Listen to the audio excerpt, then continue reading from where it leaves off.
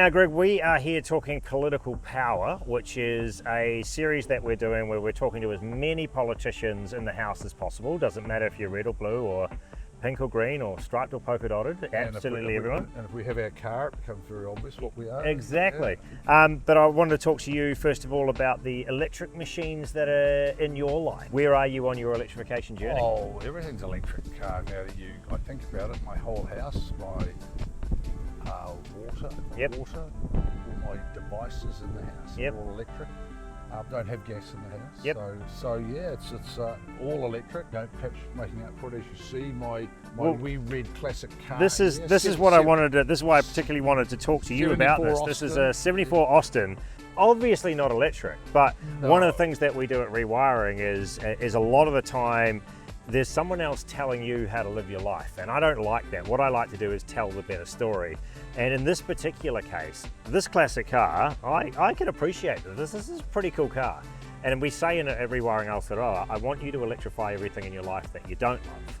And that is a way to disarm, in particular, classic car enthusiasts who might not necessarily want to electrify their pride and joy, although I've heard that you have at least looked at maybe electrifying this at some point. You don't need to look very far to see it's quite expensive exercise. Yep.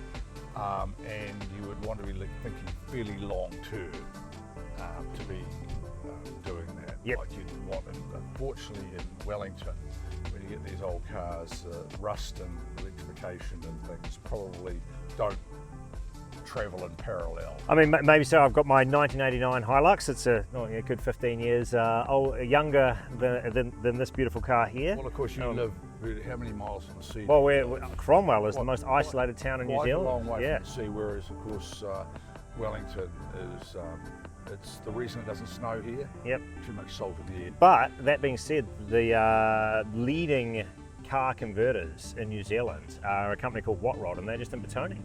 Maybe I should go and visit WattRod.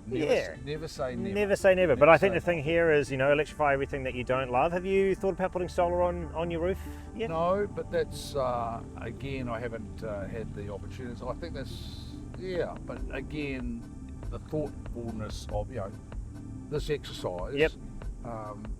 Do I love my roof? I don't really love my roof. Yep. There's really no reason not to do it, is there? I think that's a really good way of looking at it. And it comes down to ROI, right? Like if you get the money back over time, do you plan to stay in that house for a lot longer? I would imagine so, yeah. Yep. So there's no reason to leave Wellington. It's a really good opportunity. But again, something, having this discussion is that it's really giving it some thought. Yep. And I suppose it's quite a clever little epithet, really, isn't it? Electrify those things you don't love. Yep. Yep. Yeah. It's not bad. And it works as well. It works for architects that really love their roofs, and for those that don't love their roofs, well, maybe there's some money to be made out of them. Your party leader, Chippy, I was very stoked with him because I told him to go put solar on his roof, and he did. Which is awesome. Well, you've got that sort of commanding authority. Yeah, but maybe the future Speaker of the House, it would be another notch on my belt for sure to say that I managed to convince him to put solar on his roof. And I was actually talking to Jerry Brownlee today, and he's got solar on his roof. So I think that's almost a prerequisite now for being Speaker of the House. You're making me start to feel like I always thought myself maybe I'm a control sample. Yeah. The base where everybody can build. But this is the only fossil fuel machine in your life, and it's the one that you love, right? It's actually, it is. It's a great big So you're far more electric than you thought you were. Yeah. Definitely not a control sample. Yeah.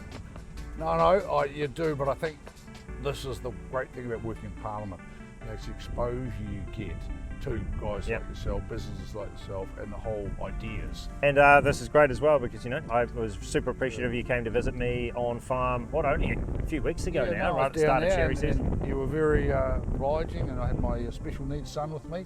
Thank you. It really was quite a, because I'm well aware, in fact I got there on harvest day today. Yep.